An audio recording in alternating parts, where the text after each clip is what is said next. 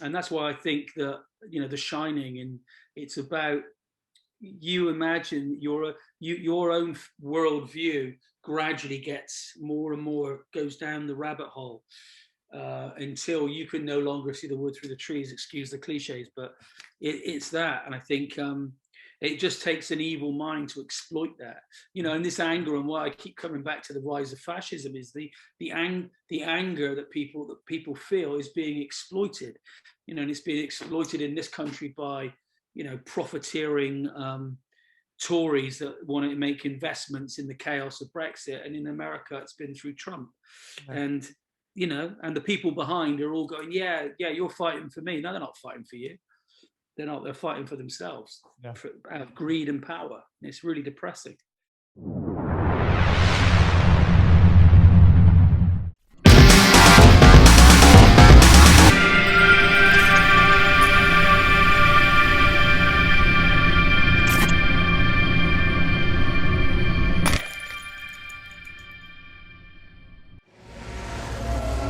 Dear God, thank you for bringing us together as a family.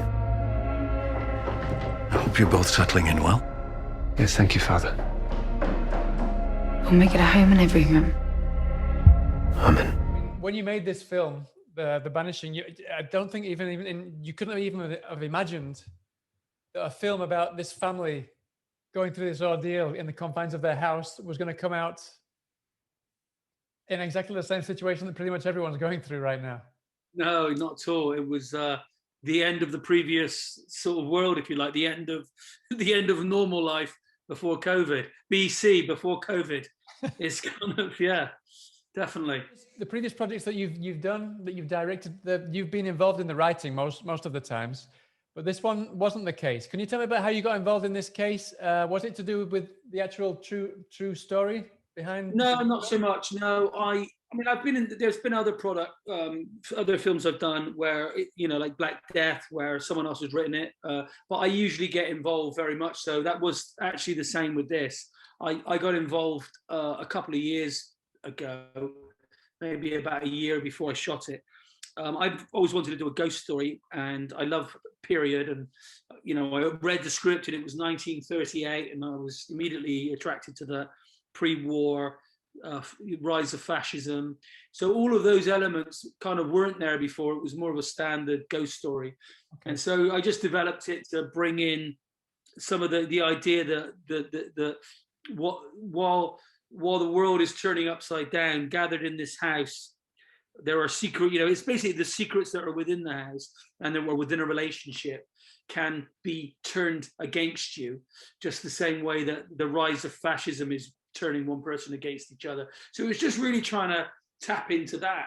And obviously, if you think about what was going on in the world at the time, yes, we didn't have COVID, but Trump was in power and the world was kind of going nuts. We had Brexit, we had all these things where, for the first time in my life, you start to see a rise of the right wing, and in a way that makes you go, my God, that's how it happened, Yeah, that's how it happened in Germany. Even one of the quotes in the film was, "Too much power can corrupt," and I was like, holy shit, that's exactly what's just happened. Yeah.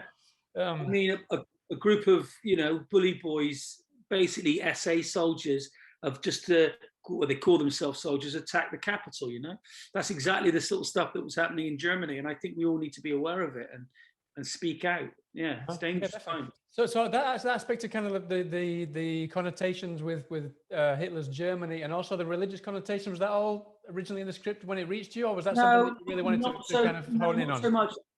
Yeah, not so much. I mean, I read those things in my reading. They were in it because I was like, well, yeah, you have to have some kind of mention of the build-up of war. And no, not really. But we had the idea that Harry Price, was Harry Reid.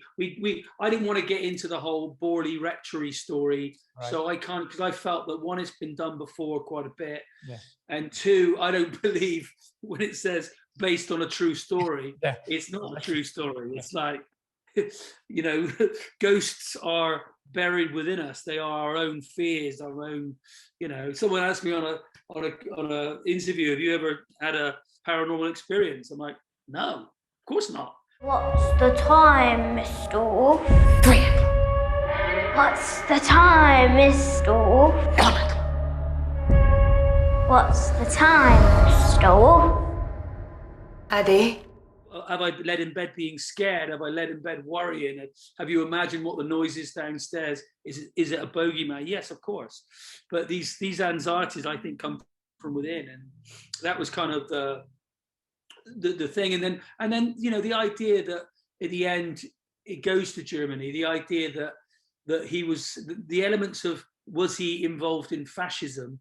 Father Malachi, yes, that was there, and the idea that is there a way of corrupting and turning a man against his wife?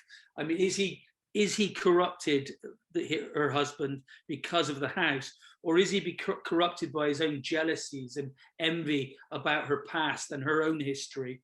And I guess what we're trying to say in the end is this, fascism and this kind of, if you imagine it as a thing, the power of it is to turn one person against another for the power of either an individual or an organization. And I think, so we're just trying to hint at those things in the film. I love the fact that you said you're a skeptic. I wasn't sure whether you were or not. I mean, because the Harry character, I was reading about him, and he was actually a skeptic himself. He wanted to kind of disprove people who claim that they were clairvoyant and stuff. So I was really interested in the fact that you have religion versus this guy who's trying to prove things wrong, and trying to prove that there is something there, but trying to prove skeptics wrong at the same time.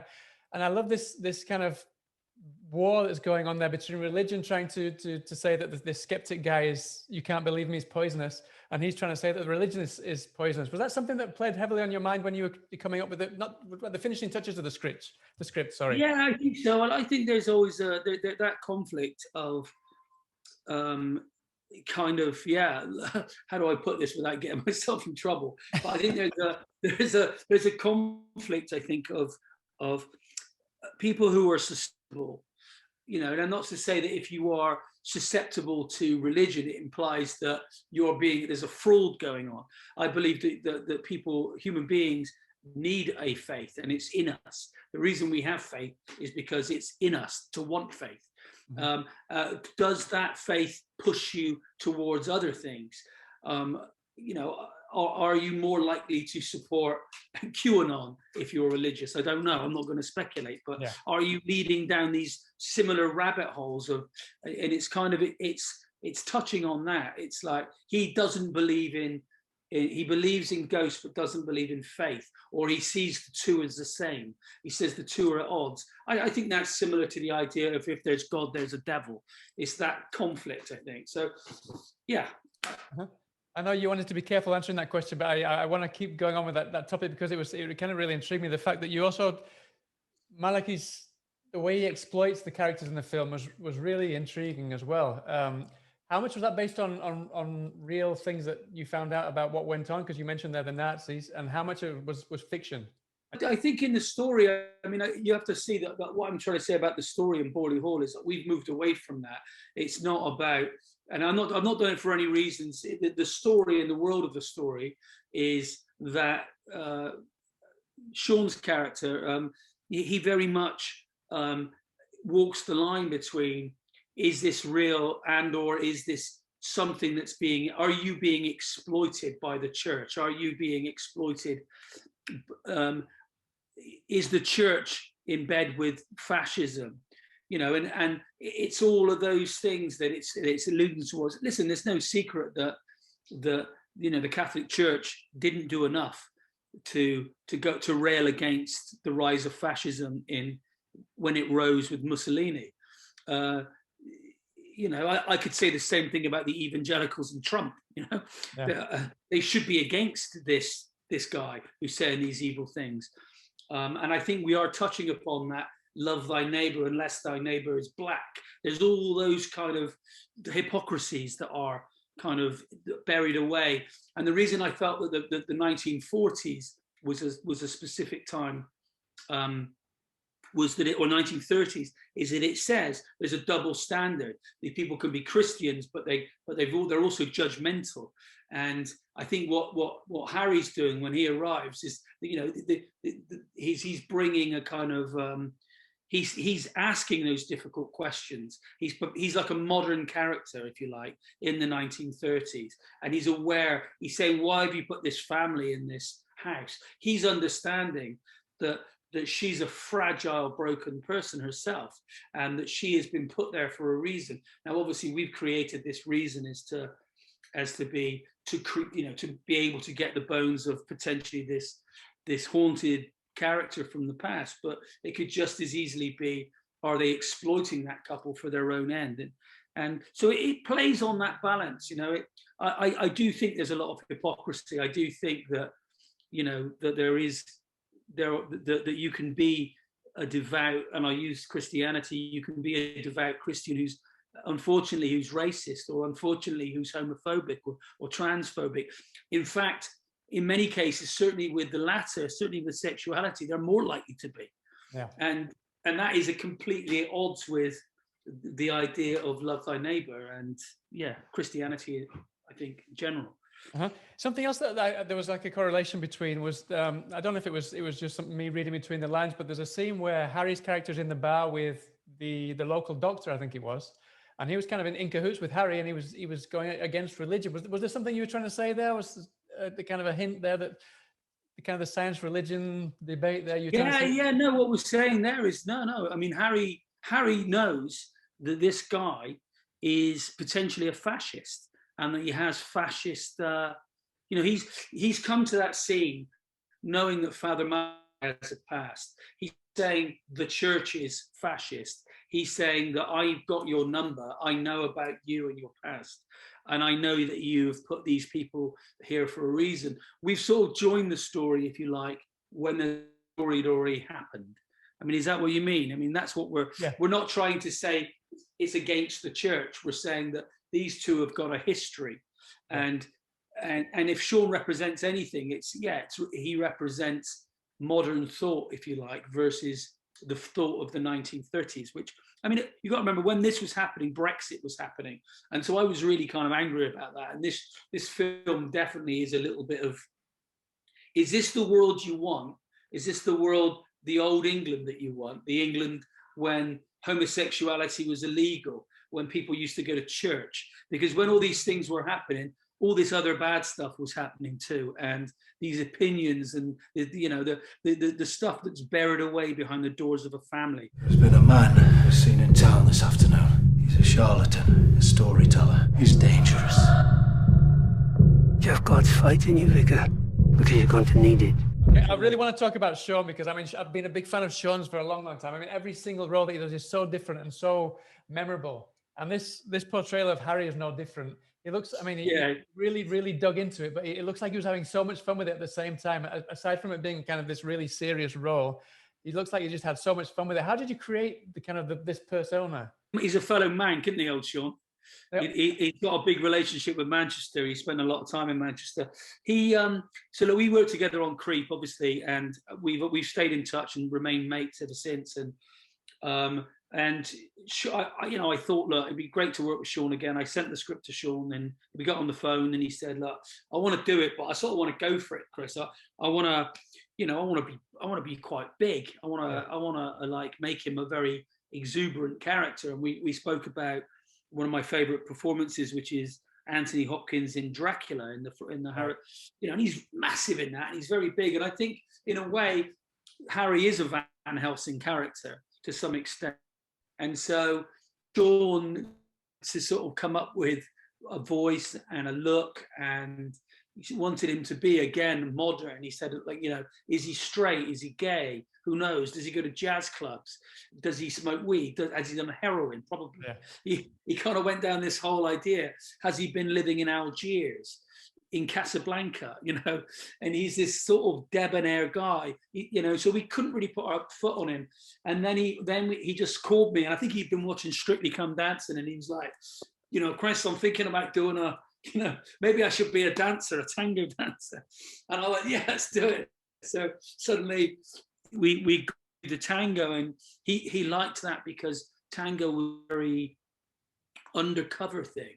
You would meet a woman and dance, and and you would pay her. And so all of that stuff that we put in the top of the flat, it's a lonely man's pursuit in a way, and there's always a charged element to it where you're sort of, you know, there's a sexual dance. And so we wanted again to start him in a way that doesn't let you fully understand him, that makes you ask the questions about him, which has obviously worked, which is great. Oh yeah. Yeah, and then at the end, you know, and he questions and interrogates the church. I think it's not just the church. It's he's in he you know, he questions the why have you married a woman who's with child? What, you know, he's raising these concerns that would have been a scandal in the 30s. Yeah, an absolute scandal. A woman with an illegitimate child. And obviously it touches on mental health, and that's the big key to me, and why I mentioned, of course it's not true, it's supernatural. She's suffered mentally, she's had a mental breakdown, so I think all of that element is there as well. No, that really resonated with me as well, because especially the kind of her husband and the religious characters in the film kind of chalk it all up to mental health, no? Yeah, absolutely. From what you said, I imagine that's something you really wanted to kind of get across through the story, no?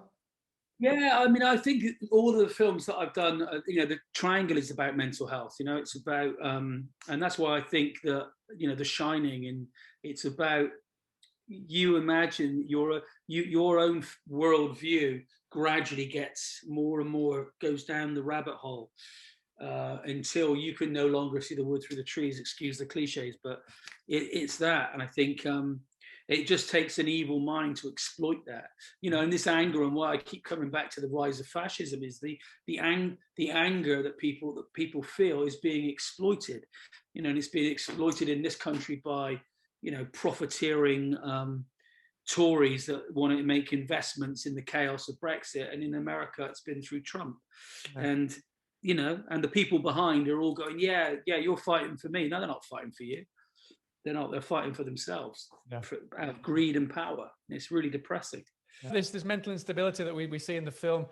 I want to congratulate you specifically for the way that you use certain segments, certain sequences. There's kind of there's some jumpy sequences there that you're not quite sure how the time is going. There's kind of two things going on at the same time. With two characters there, that really, at first I didn't like it. It was like, what's going on here? But then it kind of clicked on me, dawned on me what you were doing, and it really kind of gets you into especially Madeline's mindset. Again, it's the idea of you know, the idea of the double is the great fear, and why you get the fear of things like dolls that look like humans, this uncanny valley, this idea of the other self, is it the root of all mental illness in a way. And she is seeing parallels between her life and the life of the woman who was exploited by the church and by the monastery. She has seen that parallel herself. She's drawing that parallel. We then see that parallel when she goes through the void, if you like. And so it's really just registering and marking that. And then at the end, of course, the woman who you think is going to be the scary one, it's an emotional scene at the end when she meets her. So it's really about just understand what she's been through. And so she becomes empowered in the end, and thus the mad monks are impotent, you know, the mad monks. So there you go. So kind of just to finish off then, obviously, this is in a roundabout way, it's kind of your return to horror. Now you've been kind of done a few different projects that have not been kind of pure horror until now. Can you tell us anything that you'd like to do next? Are you going to follow up some more horror, or you want to go in a different direction next? I've got two films that are in the departure lounge, both horror. One is called Consecration, and the other is a film called the Judas Goat. Consecration is a kind of devil witch kind of film set in New England. And the other one, Judas Goat, is a sort of psycho story. So even though, it's been a while since, you know, it was weird. People say, you know, did you stop doing horror? It's like, I kind of, before I knew it, had made 4. Before I came up for an air, I'd made Creep, Severance, Triangle, and Black Death. Before I even got to chance to go, wow, I'm making films now. It's my job. Amazing. And then it was kind of like one thing led to another. And before I knew it, I'd done 3, you know, basically the best part of 10 years had gone by, and I'd done 3 films and some TV. But in that time, I'd also been writing horrors. So I am keen to start doing them. This is the first of a spate of 3 or 4, I think. Yeah, but because you've come back now, is there anything that you noticed that in that 10-year window that changed? Yeah, it's a good question. You know, I felt that when I made, I think the films now are kind of, I think with Triangle and possibly with Black Death, I'd started to sort of work towards these kind of definitely sort of higher brow kind of stories. And I think what's been interesting in the time that I've been doing other things is that horror now, the stuff that's really breaking through are films like Hereditary, you know, films that are actually they're kind of psychodramas, family dramas, and obviously the incredible I loved The Witch, I loved Get Out. These films, you know, they're using, I mean, I think Get Out is one of the greatest genre films in the sense that the perfect symmetry between having a real statement and saying something and being very entertaining. Yeah, the same and time. the two don't usually work so perfectly, and I think that's a fantastic film. So, you know, that would be my goal, is that you know, yeah, I think there's been an amalgamation of the kind of punk version of where certainly the films were in the early 2000s versus they're becoming a lot more celebrated now, and I think that's really good. And it's really interesting as for a filmmaker to go into something that's not thought of as just a B movie genre anymore. Yeah, you know? yeah, So it's good. Yeah. All right, well, Chris, thank you so much for your time. I wish you the best of luck with the film when it comes out next week, and keep yourself safe. And I hope to speak to you sometime soon about. Yeah, hopefully soon. I'll be over in maybe in San Sebastian Horror Festival, or I'll be in either Sitges or San Sebastian soon. I'm always near San Sebastian. I mean, every year I'm at Sitges, except this year that I wasn't able to go. So hopefully I'll see you sometime soon. Cool, nice one. All right, thanks, take care mate. then. There's evil here.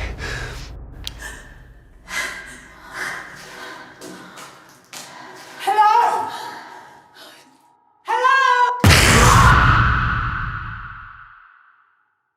Hello?